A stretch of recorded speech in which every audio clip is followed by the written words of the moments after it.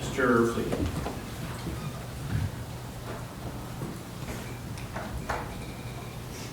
Thank you, Your Honor. After consultation with the victim's family, a review of the pre-sentence investigation reports, as well as the sentencing guidelines, the people are requesting the court impose the maximum possible sentence within those guidelines, which would be 375 months on minimum for both defendants. Thank you. Thank you. Mr. Clark, allocution on behalf of your client. Thank you. What occurs in these courtrooms is with the lives of both my clients, the co-defendant, and the families, we see this come through quite often, and it's very sad. It's become quite often. It's not lost on Mr. Blain. We discussed it. As you read in the report, page 1 in the evaluation, it starts discussing, and Mr. Blain is one of those with some problems growing up. He never graduated high school, and he kind of was one of those kind of slipping through the cracks. And it's not a position to blame the government or the schools or the family. It's kind of a combination of all. They're placed in a position where wrong things happen. Now, this is an extreme wrong thing. That's not lost on anyone. But I think, as it says, he shows remorse for what occurred. And so that's one of the things that we were working with when we discussed all of this with the court. He is in programs in the Genesee County Jail. As I mentioned, he's showing remorse. He's trying to get things so that when there is an outdate, that he will be a better part of society than he was as a young man. We would ask the court to go along with the agreement that we have to take care of the minimum and to this on everybody. All right, thank you. Mr. Blain, anything you'd like to say, sir, before I decide the sentence in your case? So I attended church one day. I'm sorry? I attended church one day, and I got told by the pastor, Paul, from the Rock Church, that the victim, who was unfortunately deceased, like the family was saying, he was a godly man. He wanted to help people and to bring people to Christ. Unfortunately,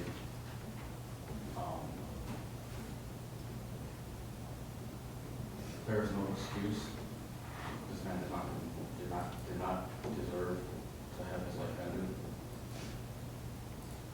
And I want to apologize for that. Okay, I respect that. Mr. Finney's allocution on behalf of your client. Thank you, Judge. I kind of want to echo what Mr. Clark said, Your Honor. We see these type of incidents far too often. It is a tragedy. This is something that should have and could have been avoided. I will tell the court that in getting to know my client from the very beginning here, the first thing that she had told me was she took a responsibility for this very dark and difficult act, and expressed remorse from pretty much day one, Your Honor.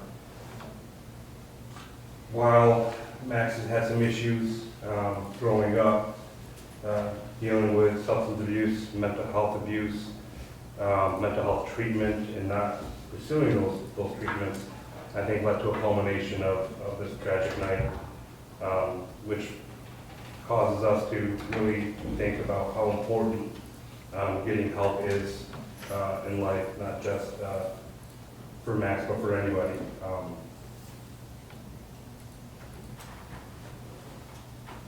We believe, or I believe, Your Honor, that the COBS agreement that was struck with the court would be an appropriate resolution to this matter. I know this is something that Max thinks about every single day and will continue to think about every single day. And it is my true and sincere hope that the family can find peace moving forward from today, and that Max can as well, and also find good avenues to get treatment while incarcerated, and hopefully when Max has a chance at parole, will be able to become a better and more productive member of society. Thank you, Judge. Thank you. Ms. Reynolds, anything you would like to say before I decide the sentence in your case? I would like to apologize to the family, and I understand what I did was awful, and I take full responsibility for it. And I'm trying to make myself a better person. All right. I've listened carefully to both parties. I've read the reports. I've listened to the family members of Mr. Reynolds that spoke here today on his behalf. And I would say, first of all, that it sounds like we could all use a Mr. Reynolds in our life to do all those things that his family described that he did, not only for himself, but for the people in his family, but people that he was trying to help out. And from reading this report, it seems like Mr. Blain and Ms. Reynolds were people like that Mr. Adam Reynolds took a chance on and took the opportunity to try to help out, and it resulted in his death.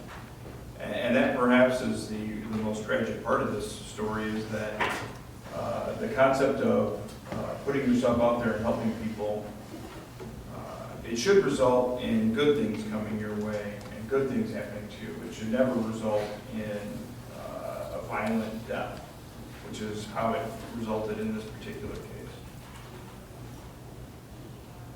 So, from that perspective, this is certainly not just a tragedy because Mr. Reynolds died as a result of violent death, but it's a tragedy because that idea that he seemed to live for, based upon what his family said here today, is in jeopardy.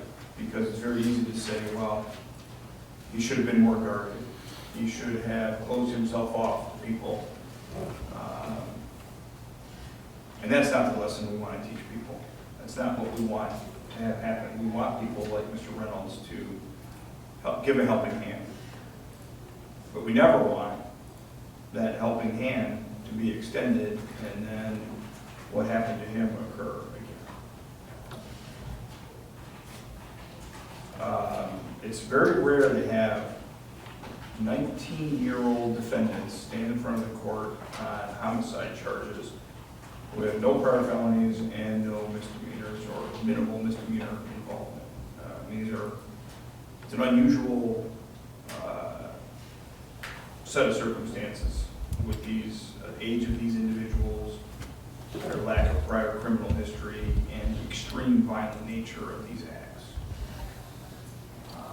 That is just particularly concerning to the court. The extent of the violence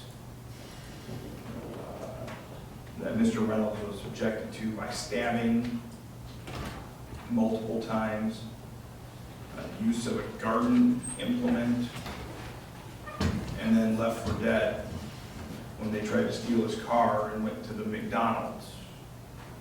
And ultimately, when confronted by police, were taken to the hospital for treatment. So, it's a very difficult case to decide the sentencing on. I was here at the courthouse yesterday at about noon, reading these reports and taking a few moments to give the potential sentence some thought. And I struggled, quite frankly, with these two cases in particular, but not only these two cases, but in some other cases that involve sentence agreements, because the agreement is for something less than what is potentially the maximum sentence. And anytime that there is an agreement made in a case, a negotiated resolution or a sentence agreement, the result of that is that neither party gets what they want.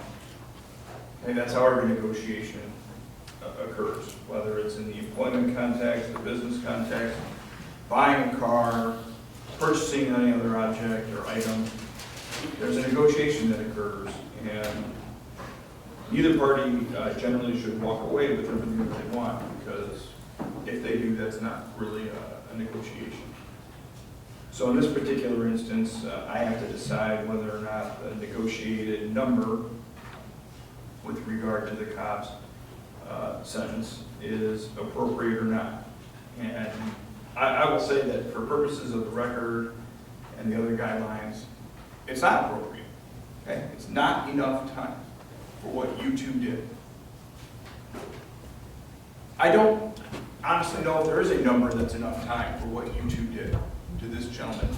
Mr. Blain, look at me when I'm talking to you, sir. Okay, you spent the entire sentencing staring over there in this corner. When those three women were up here talking, you were looking over here in the corner. I know you apologize, but they deserve at least to be looked at in the eye for what you did. As I was saying, I don't think there is a number, quite frankly, that is high enough for the evil that you subjected this gentleman to. The scariest part of this is that nobody could see this coming. No felonies, 2 minor misdemeanors.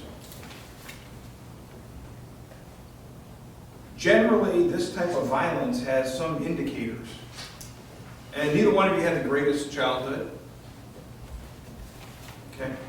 I would say probably 90% of the people that come in here for sentencing did not have the greatest situation growing up. But it doesn't result in what you two did. So, quite frankly, I'm going to go home tonight and I'm going to not feel very good about this. And I'm probably not going to feel very good about it for a long time.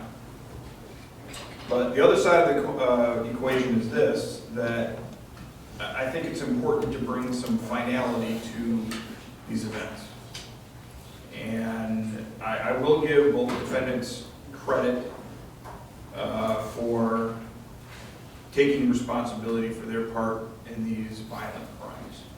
That's about the best thing and only good thing I can say about either defendant today, is that you took some responsibility and the family didn't have to sit and watch a trial and see pictures of their loved one depicted up here on a big screen in a courtroom in the worst way possible, both from a crime scene and from an autopsy, and see that violence depicted here in a courtroom.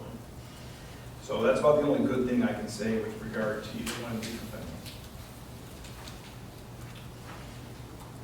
So I'm going to fashion a sentence that is not appropriate and not adequate for the violence that was inflicted, but it is a result of a negotiation that obviously something has to be given up to obtain that result.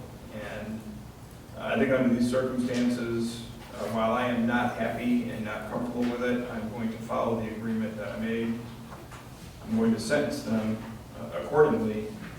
But I'll note for the record that I hope when your minimum term at the Department of Correction is reached, that the parole folks take a long, careful, hard look at both of you to determine whether it is safe to release you back into society. Because I quite frankly do not know if that point in time will ever come. So the sentencing is as follows with regard to Mr. Blain. On count 1, murder in the second degree, he's sentenced to a minimum term of 20 years, a maximum term of 100 years. He has credit for 291 days that he has served. On count 3, armed robbery, he's sentenced to a minimum term of 20 years, a maximum term of 100 years, credit for 291 days that he has served. And on count 4, unlawfully driving away of an automobile attempt, he's sentenced to 291 days, credit for 291 days.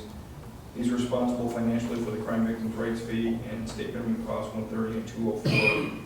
And he has a joint and several restitution obligations of crime victim services for $9,136.79. With regard to Ms. Reynolds, the sentence is as follows. On count 1, she's sentenced to a minimum term of 20 years, a maximum term of 100, credit for 291 days that she has served. On count 3, armed robbery, the minimum term is 20 years, the maximum is 100 years, credit for 291 days that she has served. Count 4, unlawfully driving away of an automobile attempt, she's sentenced to 291 days, credit for 291 days. She's also responsible for the crime victim's rights fee, state minimum cost 130, 204, and a joint and several restitution obligation to crime victim services for $9,136.79. That was paid out on behalf of Mr. Reynolds and his family. With regard to each defendant, it's my duty to inform you that you have 42 days from today's date during this time to request the appointment of a lawyer to effectuate and appeal their convictions and sentences. Mr. Clark will provide you the forms with regard to Mr. Blain, Mr. Reynolds, the forms with regard to Mr. Reynolds. Defendants are each asked to sign a copy of those forms as a receipt. The unsigned copy they can keep.